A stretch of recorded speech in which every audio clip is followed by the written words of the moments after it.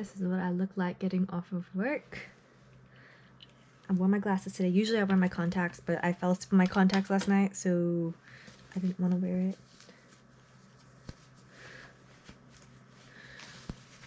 I like to wear the hats because it helps keep the mask in place. Let's talk.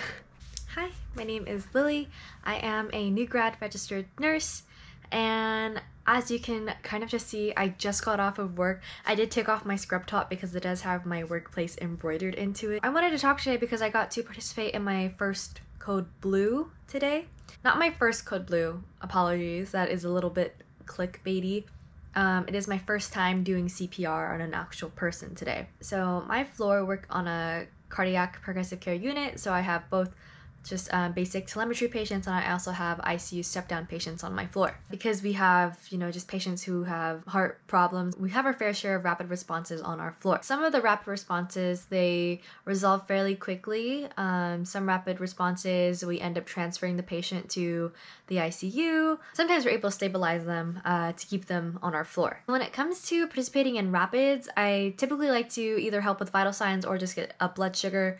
I've helped with charting a few times. I've charted on one rapid response before. I just think charting is so difficult because there's so much you have to catch and there's so much going on all at once. I've done this a few times where I'll write down the vital signs and the blood sugars and the medications that are given at what time and what's being ordered at what time. I'll pass that on to the person who is actually documenting in the chart. So talking about Code Blues, this technically was not my first Code Blue that I participated in. So the first Code Blue that I actually participated in, I walked in and they had started CPR already, and I was planning to switch off to go do CPR, but then the code runner had appointed me as the timer, and so I was timing the compressions, and my supervisor was actually there next to me helping, but then the patient had ROSC pretty quickly for that situation. So mostly I was just there observing, and I was, just writing down the information. I did not have to time for very long. Code Blues, like everyone comes into the room, and that first Code Blue that I had participated in, it was so loud and noisy. Everyone was talking over each other. The doctors were talking over each other. The respiratory therapists were in there.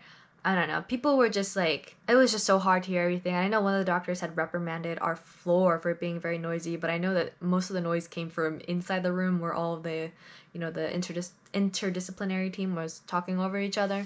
And I just remember the doctor who's from the ICU, they were getting so frustrated because we didn't have the same equipment or the same terms or the same protocols. We didn't do things the way that the ICU did, and that doctor was getting very frustrated with it. So that was my true first experience in a Code Blue, and then just today on my shift. So in the last 3 hours, they called a rapid response on this patient, and then it turned into a Code Blue. I got to jump in and help with compressions, and I also, the first thing I did when I heard that the Code Blue was being called, or when I heard that the rapid was being called, I went and grabbed a glucometer. When I walked into the room, they were already doing compressions. They had just turned it into a Code Blue, and I got the patient's blood sugar. And it's so hard getting it when you're doing the CPR, the patient's body is flailing like this.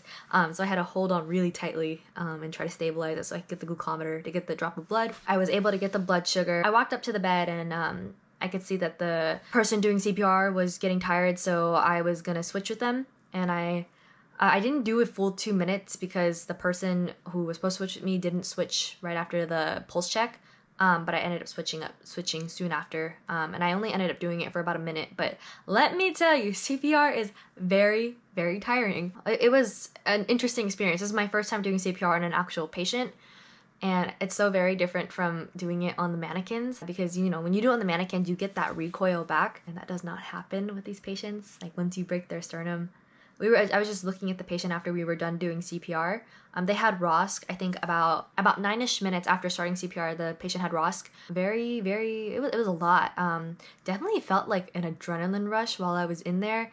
Maybe it was either an adrenaline rush or the Red Bull hitting me, because I did have Red Bull today. And my heart reacts very sensitively to that. And I knew I had to put my whole body weight into it just to get that, just to get the amount of pressure and just to help me not tire out so quickly. I did one round, not really one round. I did half a round of CPR, and then I switched with someone else because it was for the next pulse check. So yeah, it was a very interesting experience. I was able to go in, and it was so annoying though because my badge was flying around. I was like doing the CPR, and my badge was just going like.